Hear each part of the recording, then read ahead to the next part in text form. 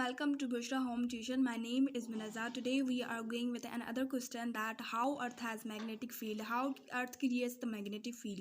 आज हमारा क्वेश्चन है कि अर्थ में कैसे मैग्नेटिक फील्ड क्रिएट होती है, उसमें कैसे मैग्नेटिक फील्ड पैदा होती है। तो आज हमारा ये क्वेश्चन है। अर्थ क्या है, हमें ये पता है कि जब करंट कोई भी चार्ज मूव करती है, जैसे करंट है, करंट में फ्लो ऑफ इलेक्ट्रॉन्स होता है, फ्लो ऑफ चार्जेस होता है, जिस तरह से करंट प्रोड्यूस होता है। तो जब भी कोई चार्ज मूव करती है तो उसके अराउंड क्या बन जाती है, एक मैग्नेटिक फील्ड बन जाती है, ये हमें पता है।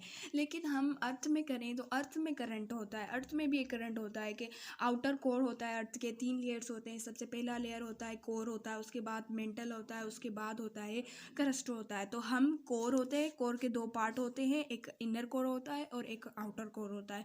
तो हम आउटर कोर में क्या होते हैं, बहुत सारे लिक्विड मेटल होते हैं, कोई बहुत सारे लिक्विड मेटल होते हैं, जिसको हम कहते हैं मोल्टन मैग्मा कहते हैं हम उसको। बहुत सारे लिक्विड मेटल होते हैं और उसके बाद उन पे चार्जेस भी होती है, बहुत सारी चार्जेस हो गई। तो क्या हो गया, एक आयंस पैदा हो गए।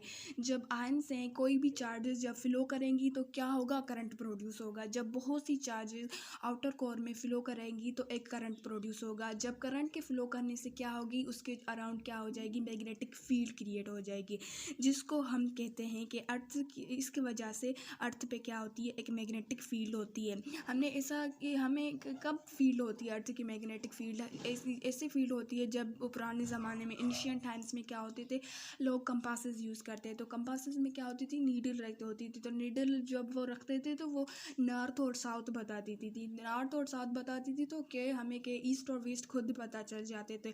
तो वो किस तरह होता था, इसी अर्थ की मैग्नेटिक फील्ड की वजह से ये सारा होता था।